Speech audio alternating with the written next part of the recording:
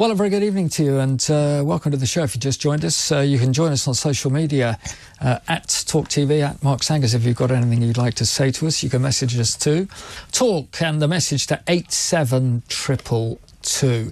Let's talk about one of the games yesterday. It was a win for Newcastle United. Important win, really, after the last three matches. And better news for Eddie Howe. Callum Wilson with the penalty, the only goal of the game, against Brentford, who obviously were beaten. So let's talk to Nick Bruzon, Brentford blogger, and to Steve Wraith as well with his matters of Newcastle United Football Club. Nick, actually, I'm going to come to you as well, first of all, if I may. And Brentford, you secured your place so well last season. You've started this season showing again what you can do. You know what you can do. You've not always had the run of the ball, I don't think, at times for me. But aside really that, like many, could threaten, if they get everything right, certainly the opportunity for Europe. No, absolutely, Mark, and good evening. And look, I think you're dead right. We spoke after the Spurs game about Brentford's creativity and obvious question, with the lack of Tony hinder us. I think, if we're being honest, Brentford have got it nailed on at the back. The midfield is creative. And Bournemouth last time out and yesterday perhaps are the first little signs that having that clinical finisher is the difference between playing well and producing brilliant football and actually putting it in the back of the net and turning an honourable performance or a draw into a win. And yesterday we got the worst of everything because we created the best chances, I thought. We should have wrapped it up in the first time. We could have salvaged a point at the death. And in the end, we were undone by a penalty decision, which let's politely call dubious, in my personal opinion. Yeah, I know what you can say about that. Steve, what did you think, really, now? I mean, you got the penalty and you got the result. Yeah, I mean, you know, I'm always one for giving a balanced view on Newcastle United, as you know, Mark. And, you know, yesterday was a very important win for Newcastle. We did have a very tough start to the season. I think everybody would admit that, you know, having to face Manchester City, Liverpool and Brighton and Aston Villa in our opening four games was not the easiest of beginnings. And, you know, we got off to a great start against Villa and then subsequently lost 1-0 against Man City and lost a game which we should never have lost against Liverpool. We didn't play well against Brighton. So the Brentford game was like out of the frying pan and into the fire. And that's the biggest compliment that I can pay Brentford, because they're a really good team. They didn't deserve to lose 5-1 last season. They came up against Newcastle, who were just... It was one of those games, a bit like the Spurs game last season, where everything went in. So yesterday we went into that game. There was a bit of nervousness about it. The crowd were well up for it at the start, as we always are. But then as soon as we realised that it wasn't going to be plain sailing, there was a nervousness came around the stadium. But credit to the supporters, we got behind the team, and that was certainly more apparent in the second half. I think we deserved the win. I think we deserved it. I think looking back at the contentious issues of the game, I didn't see what was wrong with Wilson's disallowed goal. I think that goal should have stood. I think the keeper was very lucky. You know, we aren't living in the 70s and 80s anymore, where, you know, in the 90s, where goalkeepers are a protected species. The game has changed, the rules have changed, and there was nothing wrong with Wilson's goal. And certain networks didn't really cover that yesterday, which I found bizarre, because it was a major incident in the game.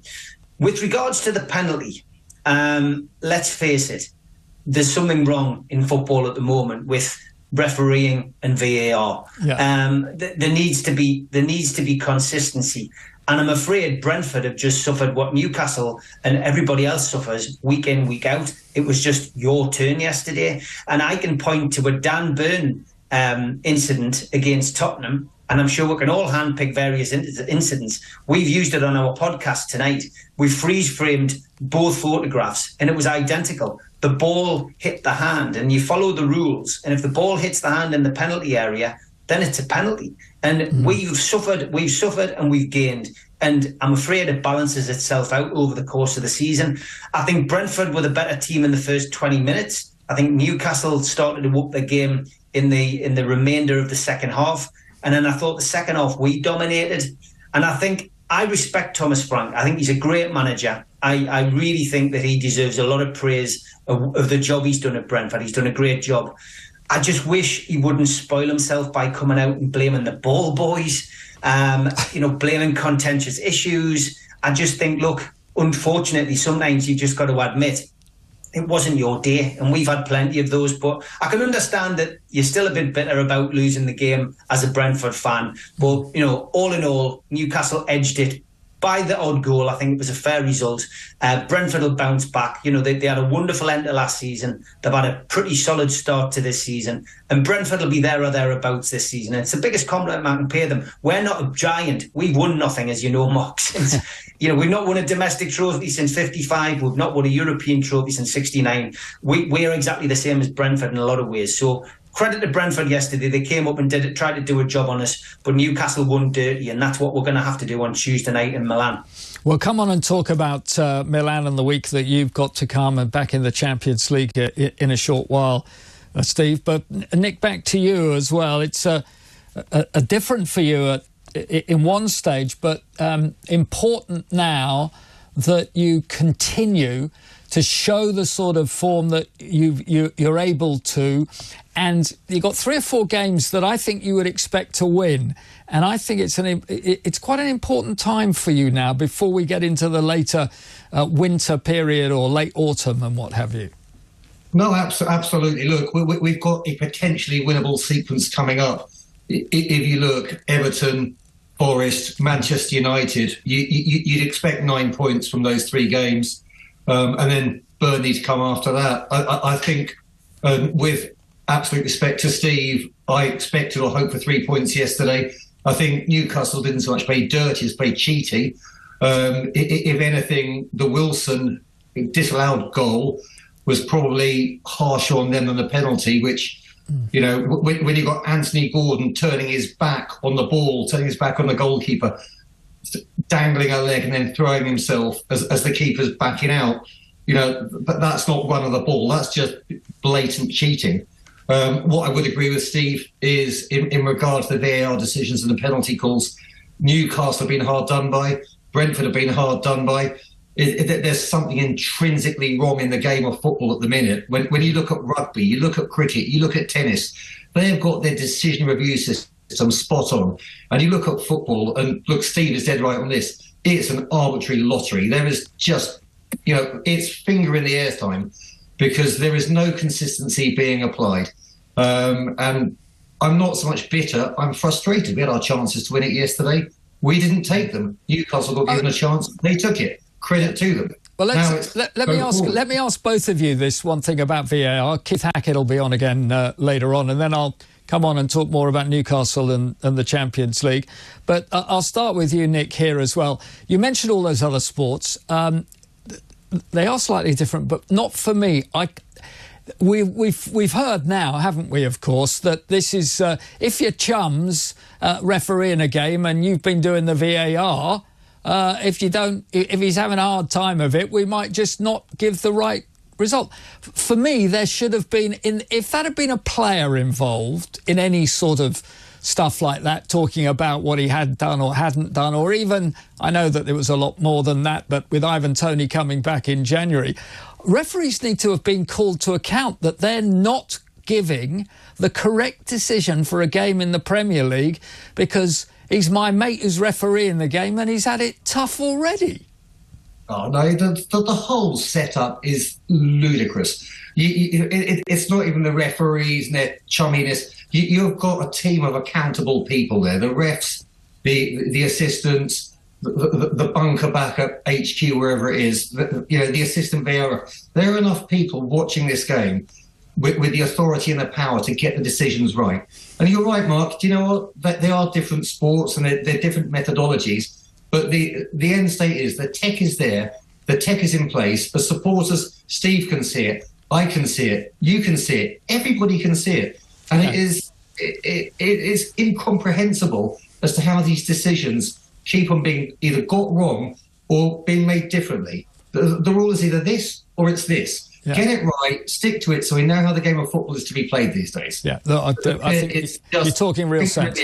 I agree. I mean, we would say, wouldn't we, Steve, if we were talking about one or two of these decisions and things that we then hear that were said afterwards, we'd be saying that if this was happening in Europe, the game needs to be looked at here. Is it bent? Would be the question we'd be asking.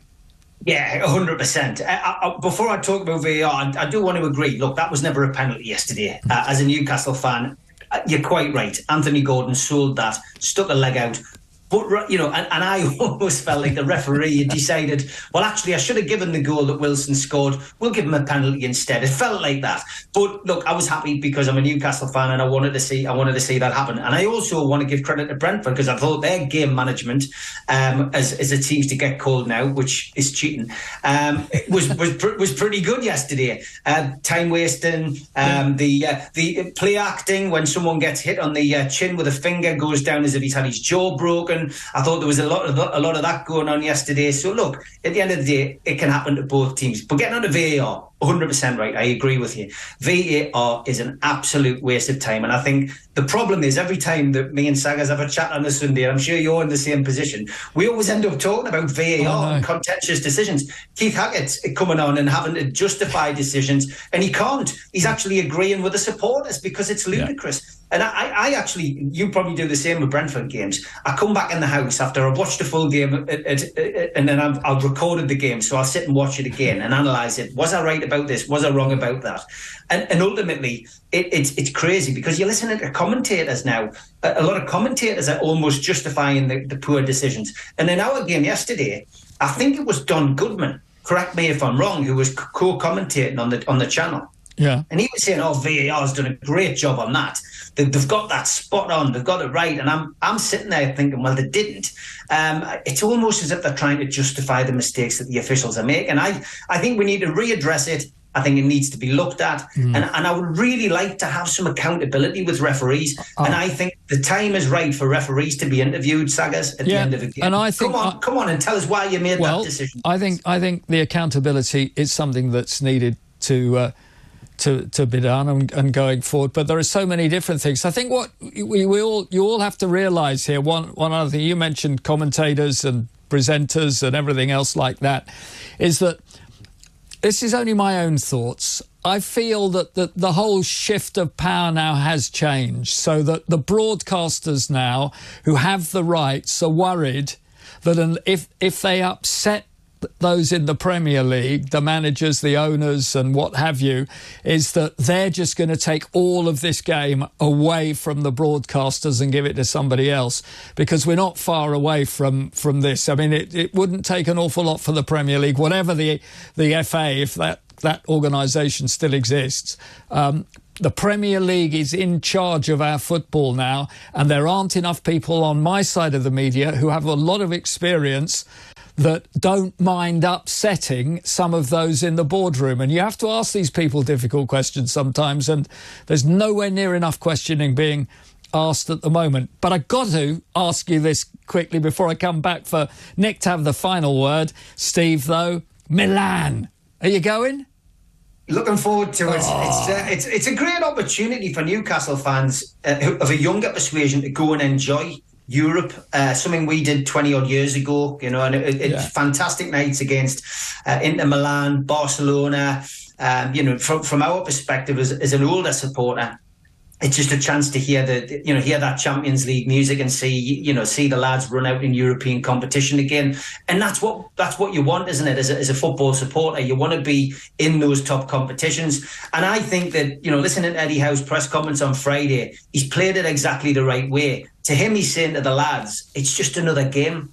It's yes, there's a bit more travelling involved, but he's taken the intensity, he's taken the pressure out of it. I listened to Callum Wilson's interview after the game yesterday, and he was, we just focus on one game at a time, and we're looking forward to it. But we'll analyse what happened in the Brentford game, then we move on. And I just think Eddie's got it right so far. The results will tell us the story. Of course, it will tell us how far away we are from competing with those kind of teams on a regular basis. But for me, I would far rather that, AC Milan got beaten the derby 5-1 yesterday than won 5-1 in the derby. So I've got to be honest, I'm going for a 2-1 win to Newcastle, on Tuesday night, and the rest will take care of itself. Oh, look, it's great to talk to you. Final word in 30 seconds for you as well, Nick, on all of this. I mean, it's, everything. All I want is to be able to walk out of a ground. Well, I'm a Cambridge United fan, so we don't have to worry about VAR. But I want fans to walk out of that ground thinking, we didn't win it, we could have won it. But if VAR is going to help us lose it, what are we all doing? Yeah, look, you're not alone, Mark. I think the whole of football wants is... You got 5 seconds. VAR needs to go. That's simple. Kill it until you can get it right. That'll do for me.